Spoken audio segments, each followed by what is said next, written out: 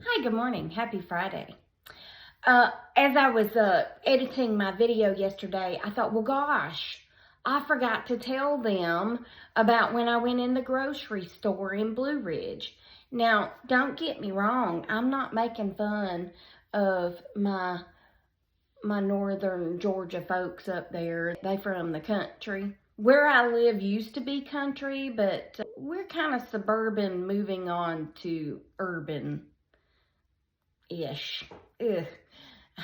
Anyway, that's fine. They're way more rural, if that's the right word. Rural. They in the country, in the mountains, in the country. Okay, so when I go in a grocery store here, I take my own bags. And that's not because they charge for bags. That's not because I don't like plastic bags or whatever. But I learned when I lived on the third floor apartment that if you have a great big tote with your groceries in it, it's a whole lot easier to carry because you know them little grocery sacks, they put like 2 things in them and you end up having like 24 bags just to get your stuff in the house, you know what I'm saying? So I have these big totes that I got from 31, if you've ever heard of that company that sells bags. I used to have all these parties and I would get points and stuff, and I would always order the utility bags, and they're fantastic for groceries, okay? So I take those in, and the bagger puts my groceries in there, and then I can throw one over each shoulder, and then hold one with each hand if I need to, and I can make one run in the house because I don't like carrying 1 or 2 little bags at a time. I'd rather just kill myself and get them all in at one time, you know. The lazy man load is what they call it, but I don't care. Maybe I am lazy, but I'd rather make one trip carrying 400 pounds worth of groceries than 400 trips carrying 1 pound groceries. You know what I'm saying? Anyway, I'm rambling on and on about grocery bags. But anyway, it's part of the story. I went in the grocery store up there, okay? It's called the Food Lion, Lion, not Lion, whatever. My country accent makes it hard to understand at times, don't you know? But anyway, I went in the Food Line and I had my grocery bag, okay? Because that's what I do. I take it with me. And as I walked around the store, I just put things in my grocery bag because I knew I wasn't picking up that much and I didn't want a shopping cart because Dad was in the car with the bag of ice and it was hot and my chocolate was melting. But anyway, that's neither here nor there. So I was trying to hurry and throw everything in the bag. Well, I get up to the checkout. So I take it all out, I put it on the conveyor belt, and I had the bag sitting right there with the stuff. And the woman looks at me, and I said, "Hello, how are you?" Because I like to be kind and polite, and not everybody likes to reciprocate my kindness, you know. Sometimes they're in a bad mood or, you know, whatever, and they don't like happy people sometimes. So I kind of had the feeling she was like that. And she looked at me and she looked at my bag like with total disgust. Like I was one of them city folks coming in with my fancy bag. It's what I felt like. And I was like, look, it just makes it easier to carry, okay? But anyway, when I said, "Hey, how are you?" She said, "I reckon you want me to put all this stuff back in this bag." I said, I reckon I do. Yeah, I reckon I do want you to put it all back in that bag because that's how I can carry it out of the store." So anyway, I went on down, and as I do, I was just kind of rambling. I said, "I'm going to see my sister who lives up here," and she still didn't like my happy demeanor. And she just was scanning and tossing it in the bag. And then I went to pay, and she said, I guess you want the receipt in the bag too? I reckon I do want the receipt in the bag. Yeah, that'd be fine. What's your name? Grumpy? Because that's what you acting like. Grumpy. Ugh. Why are you so grumpy?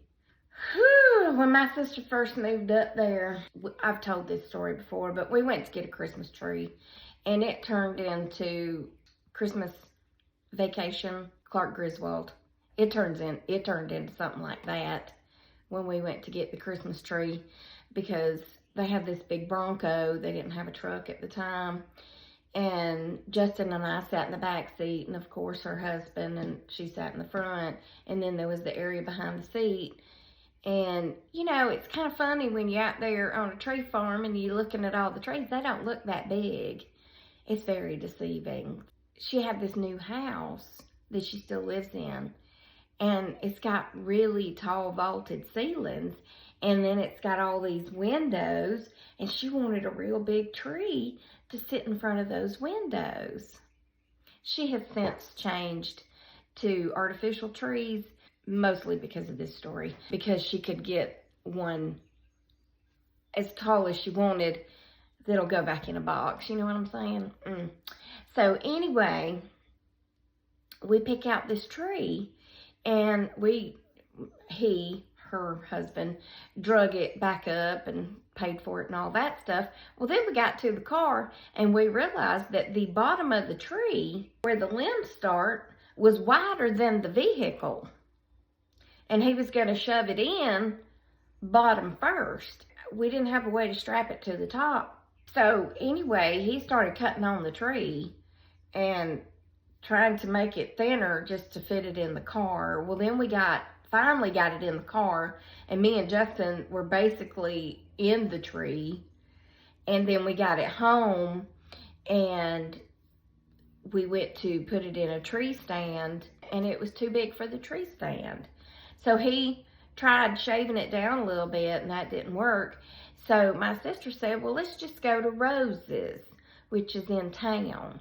When you live way out in the country like that, you call it going to town. So we went to town to Rose's to get a bigger tree stand. Well, they didn't have one big enough for this behemoth tree. I mean, we bought the biggest one we could find. We thought it would work. Well, anyway, while we were in Rose's, this was really one of my first times being in town like this. And this was 30-something years ago. It's changed a lot since then. But this woman had on these skin-tight blue jeans. I'll never forget. They were like them pencil legs, and she had pencil legs, and they were skin-tight all the way down to her ankles. I don't even know how she could breathe. She probably had to lay down on the bed just to get them buttoned and zipped. Y'all remember doing that? And then she probably had to do the squats. You know, the squats when you put on jeans that are too tight, and you have to do like this, and then you have to wiggle your butt, and you have to do all this stuff to get your jeans to fit. My chair rolled way away. Hold on. She had to have done all that just to get in them jeans. And all of a sudden, she started yelling, get it, honey, it's biting me, get it. And of course, I had to stand and stare, gawking. I was gawking. Yeah, that's what I was doing. I was gawking. I think that's what gawking is. Well, anyway, I was doing that because she was dancing a jig, and she was hopping up and down, and she was yelling at him to get it. And I'm looking at my sister, and I was like, get what? And she was like, I don't know. She was gawking too. It's apparently one of those big old palmetto bugs got in her jeans. I don't know how, because there wasn't room for it, that's for sure. But you know, I don't know if you've ever been around one of them big palmetto bugs, but their legs are like sticky. Not sticky like glue sticky, but they have these like little barbs that stick to stuff. You know, that's how they climb up walls. And the most terrifying part is they fly too. You know what I'm saying? She was basically ripping her pants off trying to get that out of her britches. And he said something about, this is why you don't pick up pants off the floor to put on and wear out. And I was just in shock. I ain't never seen nothing like this. It was quite the show. And my sister has laughed at that ever since, because she said that was my welcoming to Blue Ridge. I got the full show that night. Like I said, Blue Ridge has changed a lot since then. It has become a tourist town. So, yeah, that was an eye-opening experience. But back to the cockroaches, the palmetto bugs. They're part of the cockroach family, but a lot of people call them water bugs. They can be quite big down here in the South. Yeah, they fly. That's terrible.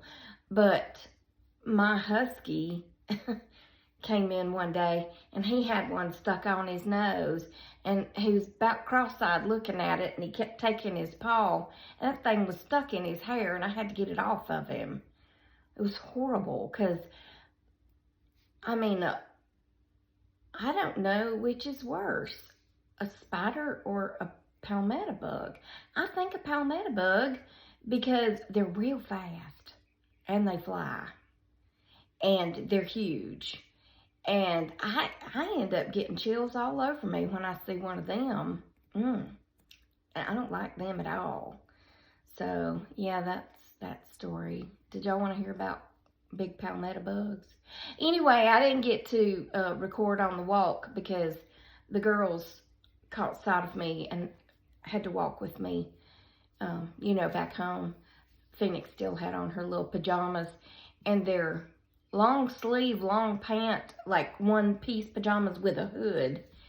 And I was like, ain't you hot? Because it's hot out here.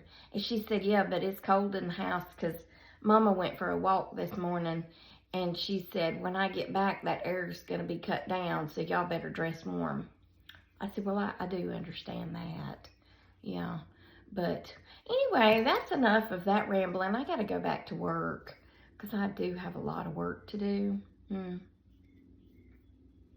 It hasn't been a good day to work so far, because my brain is on its own little trip today, thinking about everything but what I need to be doing. Yeah. Some call it ADHD. Some call it other stuff. I don't know. I don't know what it's called. But it's called, I can't focus on work today. That's what it's called. But I have a lot to do, so I need to buckle in. Buckle up, Buttercup. That's what I need to do. That might be the name of this video. Buckle up, Buttercup.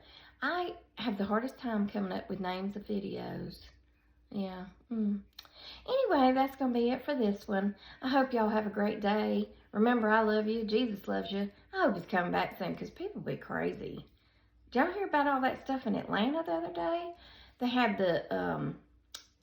the bus that was hijacked by a man who just shot another man with his own pew-pew, and the state patrol shot the tires out, like 2 tires out, and the bus kept going. The bus driver had a gun to his head. He was like, I'm not stopping. And then the state patrol shot the motor in a pursuit. Is that not some eagle eye stuff right there? Yeah, he shot the motor out of it, and it stopped that bus. Yeah. And sadly, the man was deceased that got shot with his own gun. He pulled it out, and the man took it away from him. But then there was this other thing in the mall, and this man was at the mall, the same one that shot the man on the bus. And then the next day, they had a bomb scare, or as my dad says, a bum scare down there. So Atlanta's gone crazy. The world has gone crazy. But anyway, that's enough of that. I'm not close enough to Atlanta for y'all to worry about, okay? Okay. Toodles, my noodles, and stay silly, my friends. And remember to smile, because it's hard to be in a bad mood when you're smiling, unless you're that lady in the food line. Yeah. Okay, bye.